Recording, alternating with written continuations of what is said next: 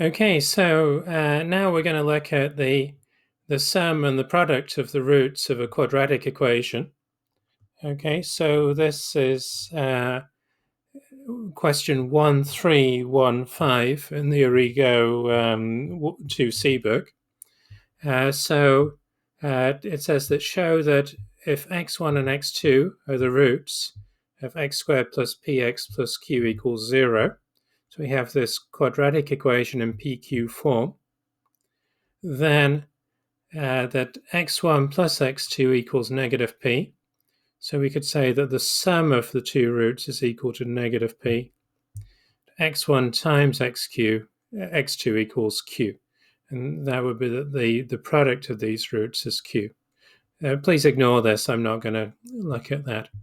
Okay, so one way we can do this is that we can go to our formula sheet for Math 2 and just read off from our PQ formula. Since we have an equation, a quadratic equation in PQ form, that means that the two roots x1 and x2 are, we could say x1 is equal to this plus this, and x2 is equal to this minus this. Okay, so if we do that and we write that out, then x1 plus x2, this is x1, just taken from the formula sheet.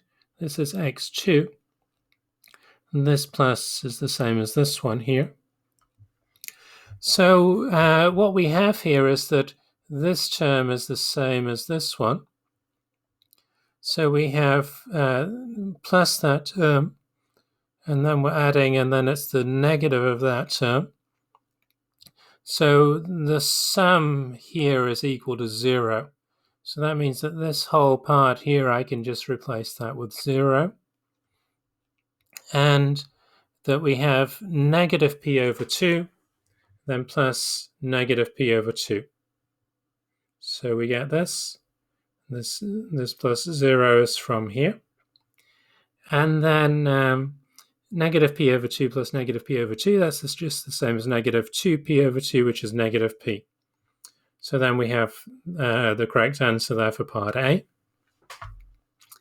And if we just use the same method here for part B, then again, just calling this one x1 and this one x2, and just substituting directly gives us this.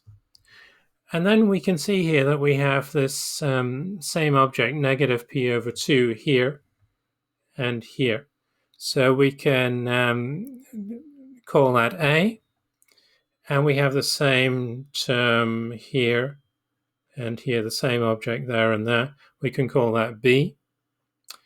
When we do that, when we substitute with A and B there, then this becomes A plus B, A plus B, and this becomes A minus B.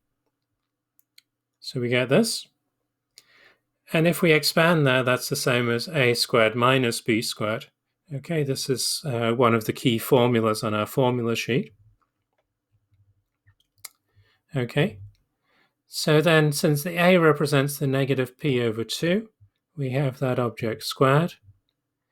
And the B represents the square root of this. Okay, we have that object squared. So then,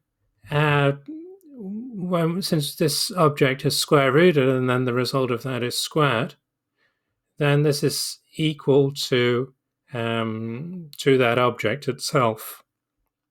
Okay, so then this and this are the same. And when we have the negative of p over 2 squared, that's just the same as positive p over 2 squared. Yeah.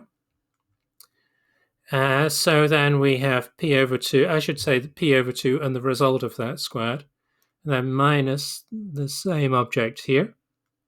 So that gives me 0. And then I have minus and then parentheses negative q. So this subtracting negative q, that's the same as adding q. So then I get 0 plus q, which is equal to q, which is the correct answer there. Now, what I want to show is that an alternative method, and I guess a faster method, would have been to use factorization, or I could say is to use factorization. So if the roots of a quadratic equation are x1 and x2, and if the quadratic equation is written in PQ form, so that the coefficient for the x squared is just 1 there, then it means that that the quadratic equation that has these roots will be this one. Okay. So we can say that when x equals x1, then we get x1 minus x1, so we get 0 times this equals 0. Or when x equals x2, then we get x2 minus x2 equals 0, which times that equals 0. Okay, so that means that if we know the roots and if we know that it's in PQ form, then we can write the quadratic equation in this way. So here I've just rewritten the same equation, and here I'm just expanding it out in the normal way. This equals 0 part, I'm just copying that all the way down. So I haven't changed that. Okay. So when I simplify this, I get the negative of x1 plus x2 times the x here. Okay. So now I can map this onto x squared plus px plus q equals 0. When I do that, I get that the p, that is equal to negative x1 plus x2 here, and that the q is equal to the x1 times x2. Okay. And here, if I just multiply on both sides by negative 1, then I get the negative p equals x1 plus x2. Okay, and these are the correct answers for part A and part B of this task. Okay, so I think that this is like a really, just a really useful fact to know, that if you have a quadratic equation in PQ form, then the sum of the roots will always equal negative p. The product of the roots will always equal q. Okay, so I hope this made sense. So thanks for watching. Stay good.